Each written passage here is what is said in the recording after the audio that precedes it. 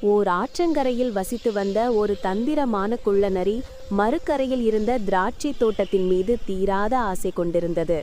ஆற்றைக் கடக்க வழியில்லாமல் தவித்த நரி அங்கு படுத்திருந்த சாதுவான ஒட்டகத்தை கண்டது. தன் ஆசையை நிறைவேற்ற ஒட்டகத்திடம் சூழ்ச்சி செய்தது.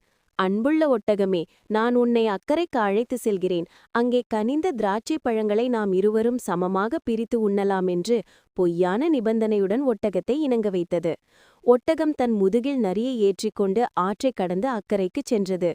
திராட்சை தோட்டத்தை அடைந்ததும் இரண்டும் ஆசை தீர பழங்களை உண்டன.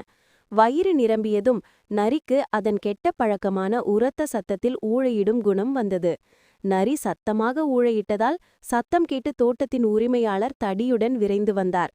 சுதாரித்து கொண்ட நரி ஓடி மறைந்துவிட மெதுவாக சாப்பிட்டு கொண்டிருந்த ஒட்டகம் உரிமையாளரிடம் பிடிபட்டு கடுமையான அடிகளை பெற்றது. அடிபட்டு வலியுடன் ஆற்றங்கரைக்கு திரும்பிய ஒட்டகம் நரியை பார்த்து கோபப்பட்டது.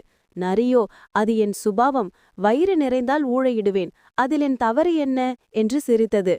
ஒட்டகம் பதில் பேசாமல் பழிவாங்க சரியான நேரம் காத்திருந்தது. மீண்டும் ஆற்றை கடக்க நரி ஒட்டகத்தின் முதுகில் ஏறியது. நடுவாற்றை அடைந்ததும் ஒட்டகம் திடீரென நீரில் குலுங்க ஆரம்பித்தது. பயந்து அலறிய நரியிடம், நண்பா, முதுகில் வலித்தால் நடு ஆற்றில் குளிப்பது என் சுபாவம், அது என் வழக்கம் என்று ஒட்டகம் பதிலடி கொடுத்தது. திடீர் அசைவால் நரி நீரில் விழுந்தது. தனது சூழ்ச்சியால் நண்பனுக்கு தீங்கு இழைத்ததால் அதே தீங்கை தானும் அனுபவிக்க நேர்ந்தது. தண்ணீரில் தடுமாறி போராடி எப்படியோ நீந்தி கரை சேர்ந்த நரி அன்று முதல் சுயநலத்தினால் பிறருக்கு தீங்கு இழைக்கக்கூடாது என்ற பாடத்தை கற்றுக்கொண்டது. நாம் மற்றவர்களுக்கு எந்தவிதமான தீங்கை செய்தாலும் அதே விளைவு நமக்கே திரும்பி வரும் என்பதே இக்கதையின் நீதியாகும்.